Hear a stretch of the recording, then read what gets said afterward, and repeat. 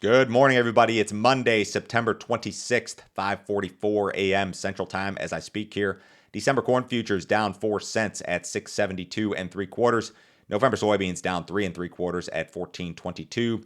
December Chicago wheat down 11 at 869 and a half. December Kansas City wheat down 6 and 3 quarters at 943 and 3 quarters. December spring wheat down 6 at 943 and a quarter. If you guys are listening on the podcast, appreciate it as always. Leave me a rating or review on that Apple Podcast app if you wouldn't mind.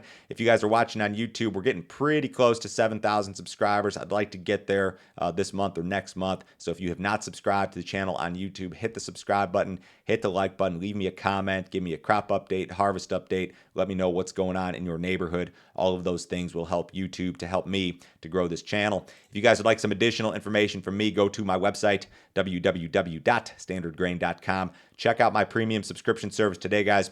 I send my premium subscribers a ton of information direct from me every single business day. Morning email goes out about 5:30 a.m. Central. In that email, you'll see every overnight headline you need to be aware of, charts, graphics, weather info, all of my grain marketing recommendations. My daily subscriber-only videos are part of this deal. There's a new one every single business day. On Friday, I did kind of like a recession discussion along with a whole bunch of charts, just a lot of indicators that I'm seeing that are kind of flashing recession, some things that I think are kind of bad for the commodity markets and our grain markets in particular. If you guys are interested in this sort of content, sign up today. $50 a month, cancel at any time, no other fee, no other obligation. Nobody will try to sell you anything else. This is just an information service, guys. Check it out today. Recession fears, at least in my opinion, have pressured some of these commodity markets. Friday was a really ugly day for a lot of things. The stock market got beat up. The S&P 500 lost 1.7% on Friday. It's now less than 2% from its calendar year low, which was posted back in June. Now, the Dow Jones posted a fresh low and fresh low close for the calendar year on Friday, below 30,000, ugly close in the Dow. A lot of your outside commodities, energies, metals, sharply lower on Friday. One analyst said this: the market has been transitioning clearly and quickly from worries over inflation to concerns over the aggressive Federal Reserve campaign. You see bond yields rising to levels we haven't seen in years. It's changing the mindset to how does the Fed get to price stability without something breaking? One analyst at Goldman Sachs wrote this: based on our client discussions, a majority of equity investors have adopted the view that a hard landing scenario is inevitable, and their focus is on the timing, magnitude, and duration of a potential recession and investment strategies for that outlook. So the sentiment is very much negative here in regard to not just the stock market or commodity markets, but just the economy in general. I think a lot of people just think that we are headed to recession, and that's a bad thing for all these markets. I mean, whether it's the stock market, the commodity markets, all of those things. Crude oil traded below $80, and this is a market that, like, I feel like everyone has been bullish for a while, but it does nothing but go lower. As with a lot of other markets, I think recession fears are part of the driver here. You've got a surging U.S. dollar. That's kind of something that has hurt sentiment. One analyst said this in regard to crude: the market is worried about growth, and this is sending commodity prices lower. It's a very bad cocktail of this and a stronger dollar.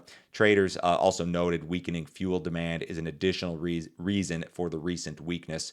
The corn market in particular, of course, has a very close tie with the energy markets, given the ethanol implication. USDA projects that ethanol will account for 37% of all demand for U.S. corn this year, and last week's ethanol production number was the worst seasonally, I believe, since 2013. So to go back to that one quote about the transition from worries over inflation to concerns over the Fed, I think that the general narrative, if I had to discuss it in a few sentences, goes like this.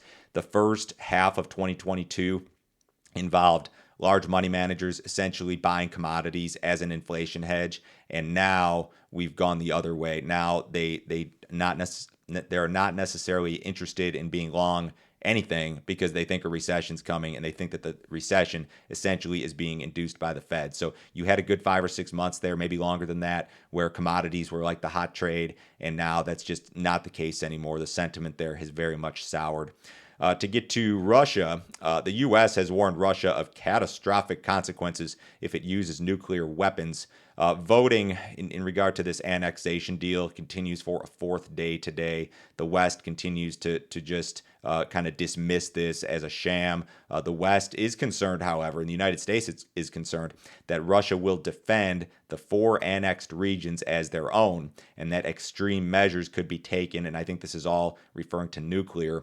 U.S. National Security Advisor Jake Sullivan said this: "If Russia crosses the line, there will be catastrophic consequences for Russia. The United States will respond decisively." Sullivan did not say exactly how Washington would respond, but said that they had told Moscow privately in greater detail exactly what that would mean. So when you look at the outside stuff, and I think the outside stuff is the biggest deal for the grain markets here. The recession things that I talked about, all of that stuff is kind of bearish. But this thing could be incredibly friendly. I mean, if you were to get it, so first off, I mean, a nuclear deal, probably bullish grains, but, bearish humanity, I guess. It's not good for anybody. This is the last thing that we want to see. But it's a underlying friendly factor, that the fact that risk and this sort of discussion is out there. It's a scary and terrifying deal, and we hope that we never get to this point, of course. But the fact that the U.S. and Russia are just openly discussing a nuclear exchange is terrifying, in my opinion. Ukrainian farmers have started corn harvest. The country's ag ministry has estimated the crop in the 25 to 27 million metric ton range. That would be a 38% decline from the last pre-invasion harvest that occurred in the fall of 2021. Reuters also reporting this morning that 7 more grain vessels left Ukrainian ports on Sunday, bringing the total to 218 since that grain deal was signed. The ministry wrote this: "On September 25th, 7 ships with 146.2 thousand tons of agricultural products for agricultural produce for countries in Africa, Asia, and Europe left the ports of Odessa and 2 other ports that I cannot pronounce." Putin mentioned the grain deal last week, and amid this annexation vote, I think the future of that deal is up in the air, so maybe another kind of underlying supportive factor here. Large money managers or the funds continue to hold some length in the corn and soybean markets. This long in the corn market, 236,000. I'm not going to say it's extreme, but it's getting pretty close, historically speaking. The net long in the soybean market, about 107,000 in net for managed money. It's a large position, but it's not extreme. And this is like a modest net short, about 18,000 contracts of SRW wheat. So funds still very enthusiastic about this corn market, given their position there, despite the recession talk and all of those things. We do have a USDA report on Friday. This is your quarterly grain stocks report. This report is grain stocks as of September 1st. So the corn and soybean numbers are essentially your old crop carryout numbers as the marketing year ends on August 31st. I will talk about this and have some pre-report estimates for you guys here during the next couple of days. There was a cattle on feed report on Friday. It was neutral to maybe a little bit bearish, the cattle market. The trade got the cattle on feed number right, but placements were above expectations by about 3%. It seems like they always miss the placements, and if anything, I guess it was neutral to maybe slightly bearish because of that placements number. The trade got the marketing's number pretty right, so I don't have any big bold predictions about the cattle market today, given that report.